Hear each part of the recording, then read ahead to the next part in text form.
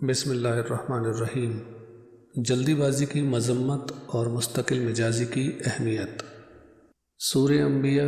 آیت 37 سے معلوم ہوتا ہے کہ انسان جلد باز بنایا گیا۔ جلدی بازی ایسی بری چیز ہے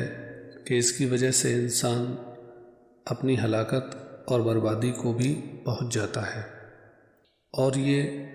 جلدی بازی کا ہی نتیجہ ہے کہ انسان اچھائی کو برائی اور برائی کو اچھائی سمجھ بیٹھتا ہے، اور وہ کوئی عملی قدم اٹھانے سے پہلے اس کے اچھے اور برے پہلوؤں پر غور نہیں کر پاتا، اور یوں اکثر وہ اپنا نقصان کر بیٹھتا ہے، جبکہ اس کے مقابلے میں مستقل مزاجی اور سکون و اطمینان سے کام کرنے والا آدمی اپنے مقصد کو پا لیتا ہے اور نقصان سے بھی بچ جاتا ہے۔ حضرت عبداللہ بن عباس رضی اللہ تعالی عنہما سے روایت ہے،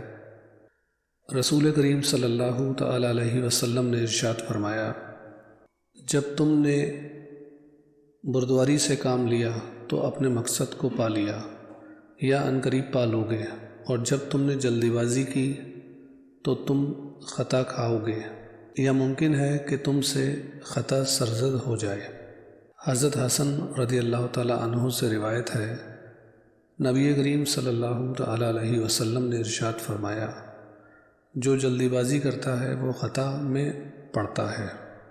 لہٰذا ہر مسلمان کو چاہیے کہ وہ جلدی بازی سے بچے اور مستقل مزاجی کو اختیار کرنے کی کوشش کرے۔ خیال رہے کہ چند چیزوں میں جلدی بازی اچھی ہے، جیسے گناہوں سے توبہ، نماز کی ادائیگی، جب کفو مل جائے تو لڑکی کی شادی، اور میت کی تکفین کرنے میں جلدی کرنا۔